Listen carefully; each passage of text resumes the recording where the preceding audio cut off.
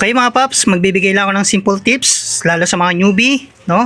Kung ganito yung klase yung motor nyo na Rossi Passion, Rossi Scooter na karburador, no? Tapos meron kayong ganitong petcock, no? Iba kasi dito ang ginagawa, tinatanggal to.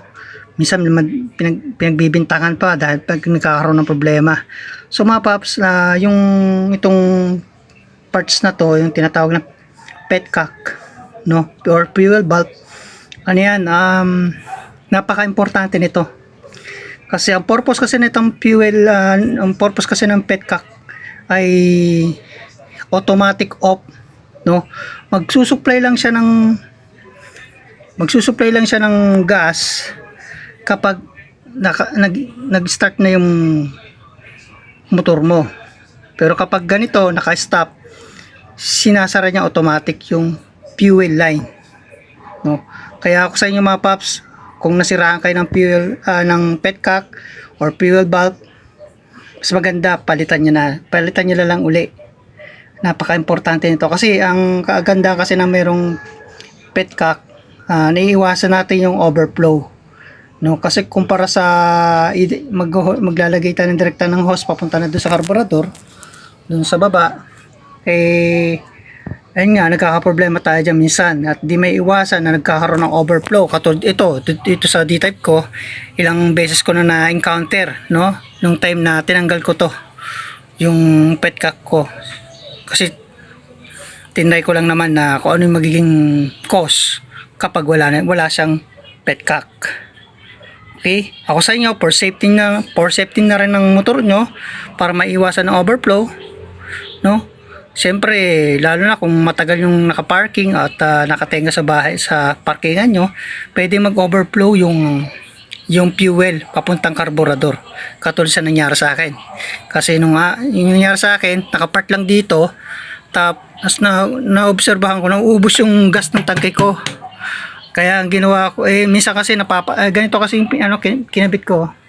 Wait lang mga paps, hanapin ko yung tinanggal ko. Ito lang example. Ganito kasi pinalit ko dyan mga paps. Fuel cock din to pero may on and off. Kailangan mo i-off siya, no? Pero kung ayaw nyo gusto nyo automatic, ito na yung gawin nyo, yung may vacuum. Yan. Yung vacuum ito yung vacuum, yung may block na yan, papunta dito sa intake manifold, no? Tapos ito yung fuel line puntang karburador. Yan, karburador. Tapos ito yung pinaka main fuel hose galing tangke. So ang inulit ko, ang purpose kasi nito automatic off, magsusupply lang siya ng gas kapag in-start mo yung motor mo. Pero pag naka-off, tulad nito, naka-stop, walang supply yan. Kaya tanggalin natin tanggalin natin para makita nyo. Malalaman nyo kung sira tong fuel cock nyo. Sample yan, diba? Hindi tumatagas kung meron man, okay lang yan. Yung mga natira lang yun dyan. Pero hindi siya talaga totally naglalabas ng dire-diretsyong ng gas. So maglalabas lang ng gas yan. Pag na-start ko, lalabas ang gas dyan. Tutok ka Start ko yung motor, mga paps, start ko. May lalabas yung gas. O yan, kita nyo? Ganon yan. Pag in-start niya at mayroong lumabas na gas dito sa petcock ng motor nyo or fuel bulb, ibig sabihin walang problema yung petcock nyo or fuel bulb. Goods yun. Sinyalis na maganda, nagbabato siya, naglalabas siya ng gas. Okay? Pero pag tinanggal nyo at tuloy-tuloy yung gas pa rin, ibig sabihin, kailangan nyo ng palitan. Kaya tinanggal nyo yung hose. Tapos, tuloy-tuloy pa rin yung ng gas nya. Ibig sabihin yan, sira na yung petcock nyo. Dahil, hindi na niya nako-close automatic. Pero ito, pag tinanggal ko, hindi nagtutuloy-tuloy yung gas. Mga paps. No? Ganun yung pag in-start ko, may lumalabas na fuel. Pero pag in-start ko at walang lumalabas, palitan na rin. Mura lang to mga paps, yung petcock na yan. Napakamura yan. Kung wala kayong mabili sa mga auto supply, sa online, napakarami. Mura lang yan mga paps. Kahit bumili pa ako ng ilang piraso. For safety features din naman yan ng mga scooter, no?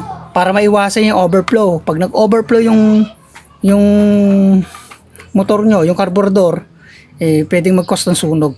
Okay? So, huwag yung tatanggalin mga paps. Huwag yung tatanggalin. Safety feature siya ng scooter. Okay? So, yun lang mga paps. Tips lang para paano magkaroon kayo ng idea. No? At please, ituro ko sa inyo kung ano yung paano siya tino-troubleshoot. No? Okay? Tapos ito yung ano, dito kinakabit yung vacuum. Okay? Ayan, vacuum, fuel, tapos yung pinaka main hose. Okay? So, ilang mga paps. Maraming salamat. Sana pa ito paano magkaroon ka ng idea about sa fuel cock. Okay? Ilang, bye-bye. Peace out.